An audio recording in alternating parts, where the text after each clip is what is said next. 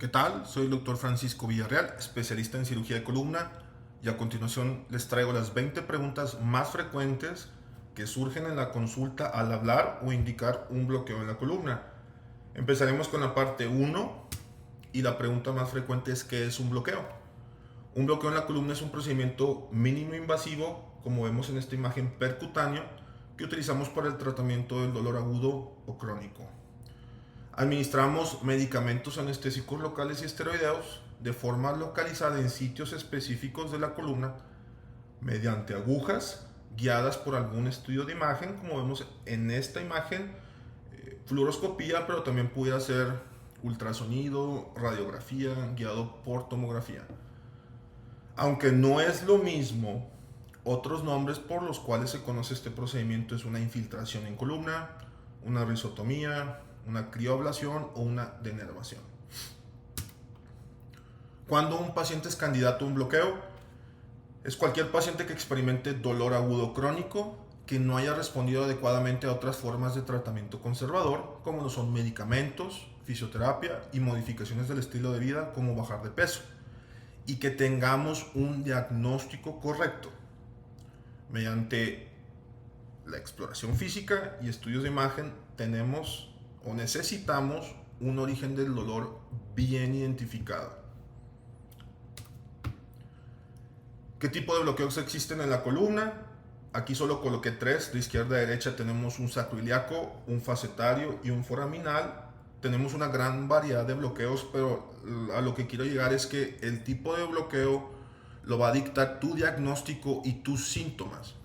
Entonces tenemos un paciente que tiene pura lumbalgia, a lo mejor empezaremos con un bloqueo sacroiliaco, un bloqueo facetario, a lo mejor un paciente con radiculopatía asiática pensaríamos en un bloqueo foraminal, pero la mayoría de las veces en el procedimiento hacemos una combinación de estos, un facetario con un foraminal, o un foraminal y un sacroiliaco, o sacroiliaco y facetario, pero como mencionaba, el tipo de bloqueo va de la mano con tu diagnóstico y tus síntomas.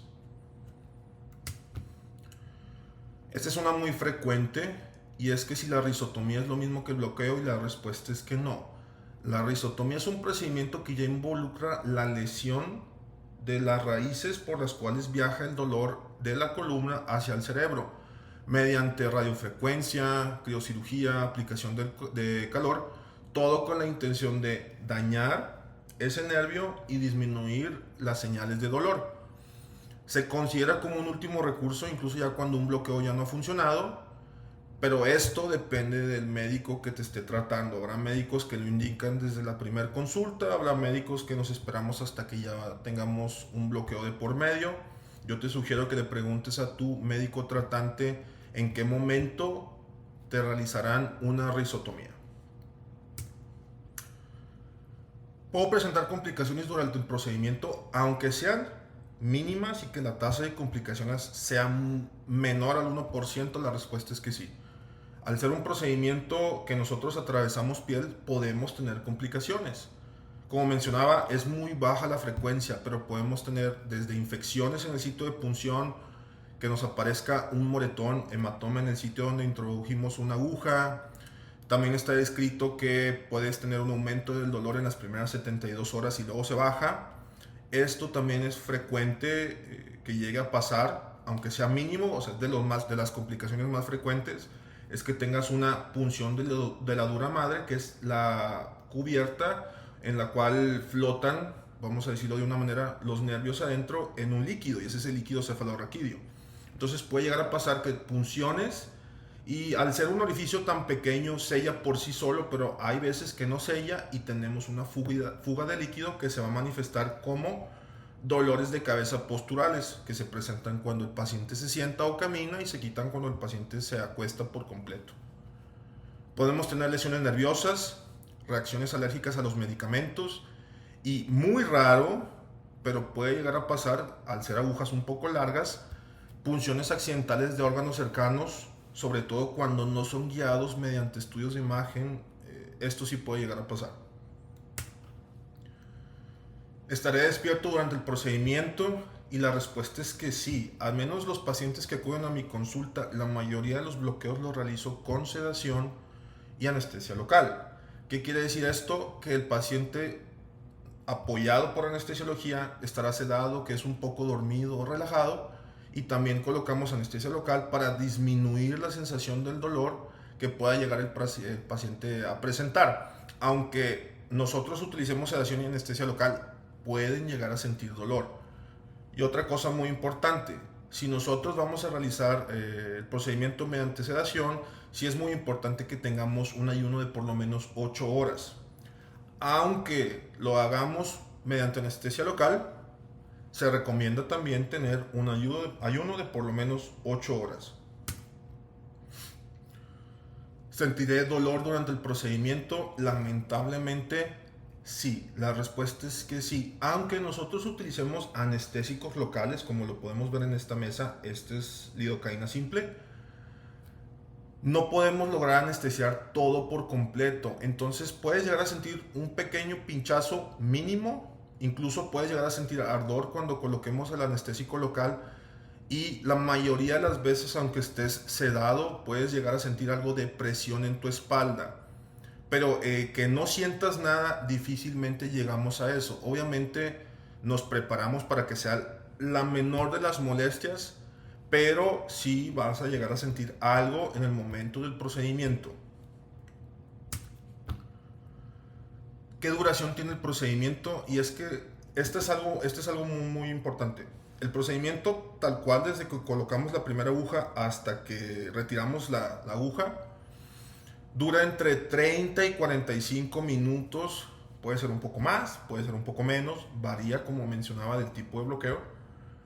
Pero sí es muy importante hablarlo con la familia, porque una cosa es el procedimiento y una cosa es desde el que el paciente llega al área de preoperatorio. Porque del área de preoperatorio el paciente pasa a la sala, lo anestesian, lo volteamos, marcamos, lavamos, vestimos, realizamos el procedimiento, quitamos la vestimenta, ponemos parches, volvemos a acomodar y esperamos a que le pase la sedación.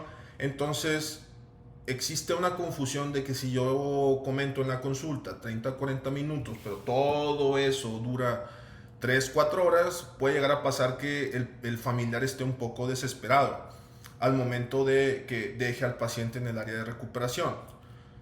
No confundamos, el procedimiento dura entre 30 y 40 minutos, pero todo desde que el paciente entra hasta que el paciente sale del hospital puede durar entre 3, 4 hasta 5 horas dependiendo de la logística hospitalaria. ¿En qué posición estaré mientras me realizan el procedimiento? La mayoría, si no es que todas las veces, es boca abajo.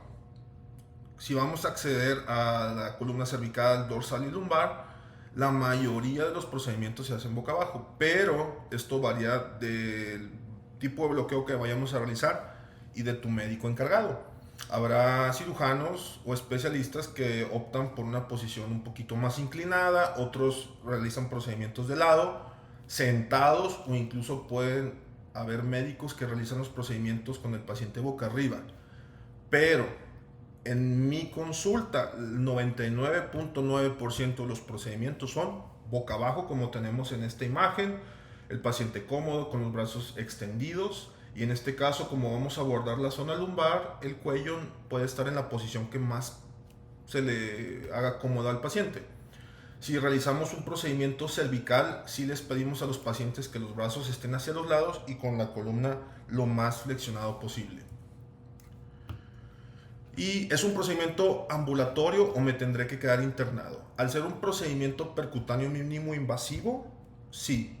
La mayoría de las veces es un procedimiento ambulatorio. ¿Qué quiere decir esto? Tú llegas una hora antes del procedimiento, pasas, se realiza el procedimiento. Si se realiza el procedimiento con sedación, el paciente se queda en el área de recuperación por ahí de 2, 3 horas. Si se realiza mediante pura anestesia local, ese tiempo de recuperación es más rápido. Pero tranquilamente tú, al término de ese procedimiento y pasadas tus 3 horas de recuperación, te puedes ir a tu casa sin ningún problema. Pero depende mucho de la logística hospitalaria. Habrá hospitales que te piden que te quedes 6 horas o incluso hasta una noche de internamiento, pero esto la mayoría de las veces se realiza de forma ambulatoria. Y otra pregunta que no coloqué, pero también es frecuente, es cómo me puedo ir a mi casa. Y te puedes ir carro o camión, no es necesidad de contratar una ambulancia, o sea, tú mecánicamente puedes caminar y no va a haber ningún problema. Y eso es todo, muchas gracias. Les dejo mi correo, esos son los datos de mi consultorio, me encuentro en Monterrey, Nuevo León. Cualquier cosa, duda, aclaración, me pueden mandar un correo y con gusto les responderé. Saludos.